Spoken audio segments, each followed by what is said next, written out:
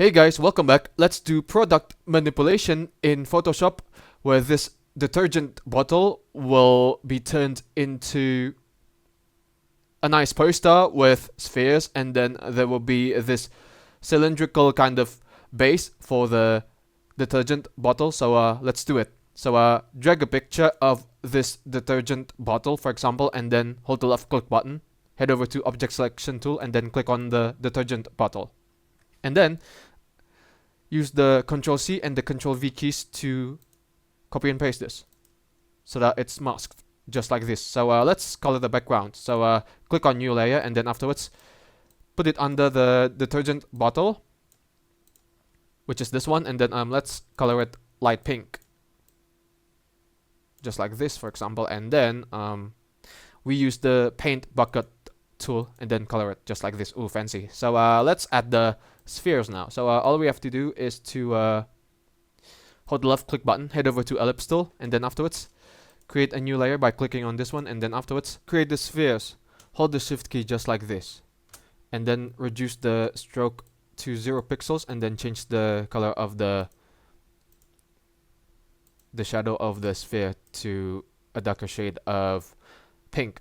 And then all you do is to hold the Ctrl and the J keys to duplicate it, and then let's say if we double click on it, and then you change the color to a lighter shade of pink, just like this, and then click on OK, and then right click, and then you click on rasterize layer, just like this, and then you use the eraser tool with the hardness of 0% to erase some parts of the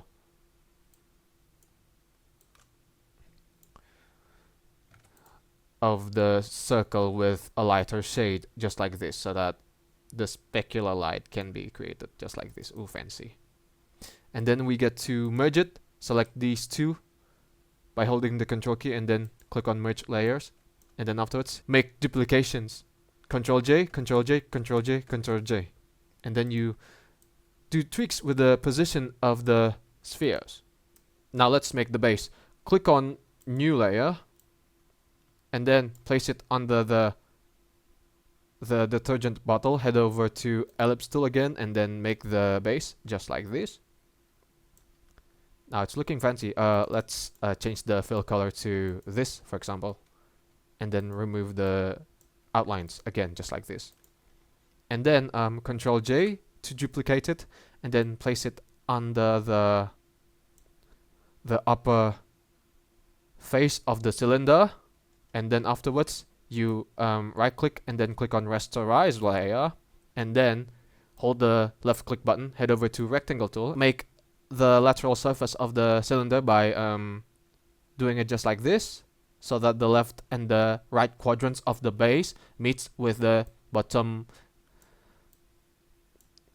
corners of the rectangle. Same goes for the upper facade of the cylinder, just like this. Remove the stroke, don't forget, and then you simply select this and this by holding the Control key while you're selecting the base and the lateral surface, and then right click, click on rasterize layers, and then right click, click on merge layers, and then double click on it.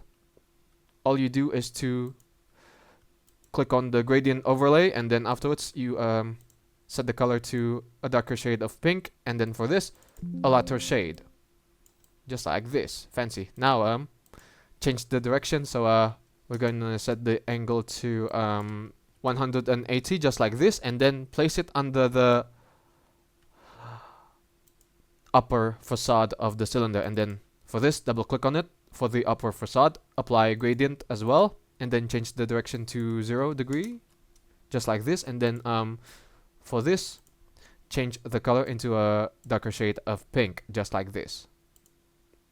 Once you're done, click on OK. Afterwards, let's make some shadow under the detergent bottle.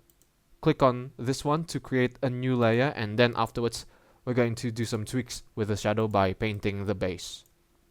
Make sure that the hardness is set at 0%, and then make it black. Simply make it black, and then afterwards make the shadow just like this.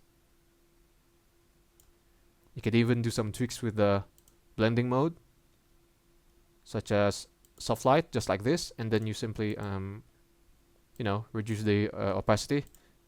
Make the shadow by reducing the hardness of the brush to make the shadows, and then you can erase some parts by increasing the size of the eraser, and then you decrease the hardness to 0% again so that the shadow looks smoother, just like this.